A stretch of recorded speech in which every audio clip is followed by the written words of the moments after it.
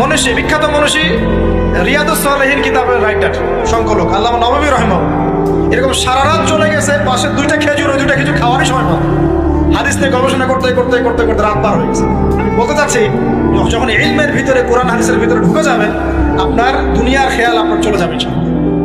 এই টেনশন, হতাশা, এই সেই, তখনই আল্লাহ পাক আপনাকে তার পক্ষ থেকে রহমত দিবেন, বরকত দিবেন, আল্লাহ আপনার দুনিয়ার কাজগুলো করে দিবেন ইনশাআল্লাহ।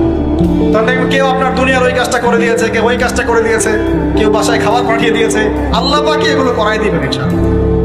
তো প্রিয় ভাইরা, মাদকে যাবো না আল্লাহর কাছে আসবো? 2 নাম্বার কোরআন তেলাওয়াত, 3 নাম্বার আল্লাহর জিকির। 3 নাম্বার কি ভাই? আল্লাহর জিকির। চলতে ফিরতে সব সময় মুখ চলতে থাকবে, মুখ না চললেও মনে মনে মন তাজা থাকবে, মনে মনে জিকির হতে থাকবে।